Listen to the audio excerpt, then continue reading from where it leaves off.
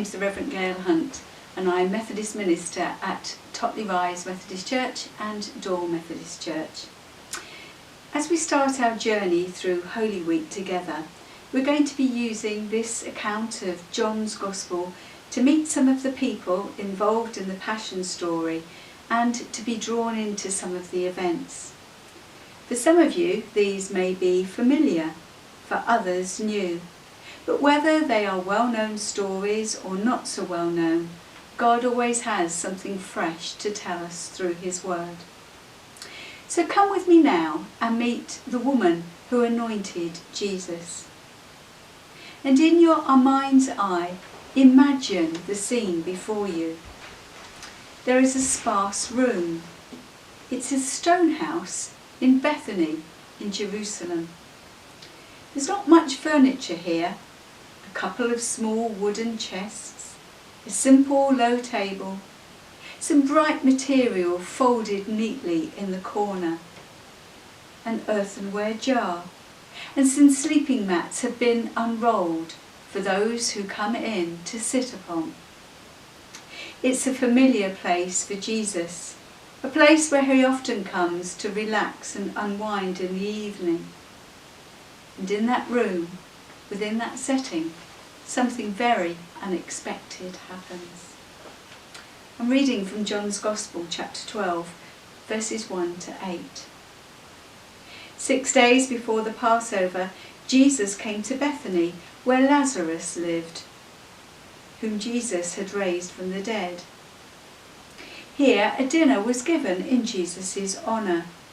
Martha served while Lazarus was among those reclining at the table with him.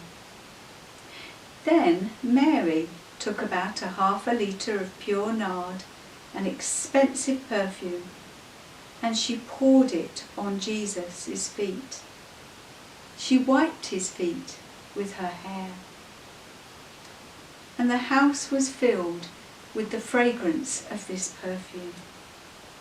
But one of His disciples, Judas Iscariot, who later betrayed Him, objected. "Why wasn't this perfume sold and the money given to the poor?" he said. "It was worth a year's wages." He didn't say this because he cared about the poor, but because he was a thief. As keeper of the money bag, he used to help himself. "Leave her alone," Jesus replied. "It was intended that she should save this perfume for the day of my burial. You will always have the poor among you, but you will not always have me." I wonder how you would have felt if you had been in that room.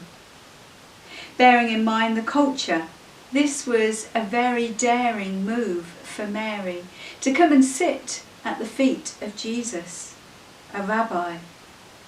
Men would have sat there to learn. It isn't a place you'd normally find a woman. And then comes the moment when everybody in the room lets out a gasp, for Mary unties her hair. Her hair! No respectable woman would be seen letting down her hair in the company of others. But in this ordinary home, Mary reveals something that even Jesus' closest disciples haven't grasped yet.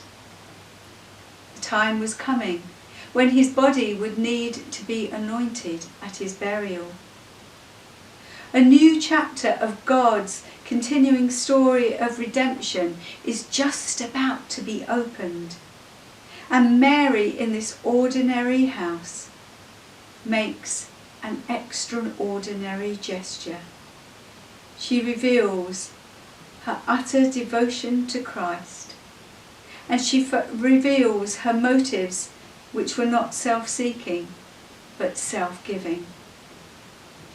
And as we read this story today, we are alerted here, I think, to the need to be awake to the moments of opportunity that God provides us, to see where our hearts really lie, and to show how our actions too can reveal something of God's continuing story. A scholar once surveyed the scriptures to discover the most significant words in the Bible.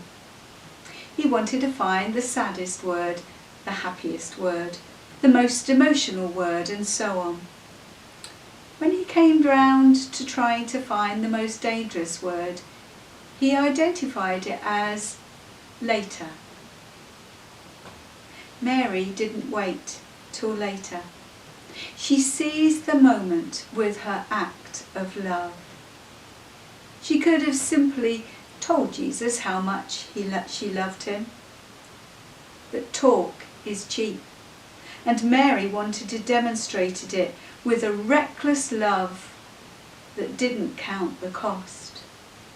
A love that was willing to be misunderstood, a love that took risks.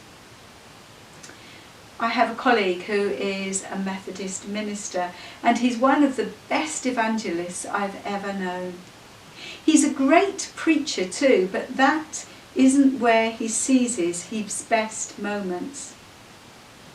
He shows his devotion to Christ in the many and varied encounters that he has with people on the train, at the bus stops, in coffee shops, and just on the streets.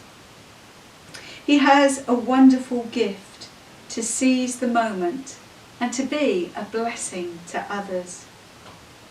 I used to hear some of his stories and I would think to myself, I can never be like that. But I came to understand that God gave him those moments, and I need to find the moments that he gives me. And you need to find the moments that he gives you too. We all need to be awake to the moments of opportunity which God provides, so we can both show our devotion to Christ and reveal something of God's story to others as it has been revealed to us. But before I finish, I just want us to make a note of one more thing which I think is significant in the way that Mary acts. Did you notice that there were no words from her? Complete silence. John doesn't record her saying anything throughout this entire episode. And now we are reminded that what we do will often express far more clearly than our words where our heart really lies. Paul reminds us of this in 1 Corinthians 13 when he says, "If I speak in tongues of men and angels, but I have no love, I am a sounding gong or a clanging cymbal." Mary's action is one of self-giving, extravagant love that doesn't count the cost. As Mary revealed God's story to us, may we reveal it to others. Please pray with me. Loving God, as we start our journey through Holy Week, may all that has been revealed to us of your love and forgiveness, your compassion and grace, be revealed in our lives. Help us to grasp the moments that you give us, to take the opportunity to give without counting the cost. Amen.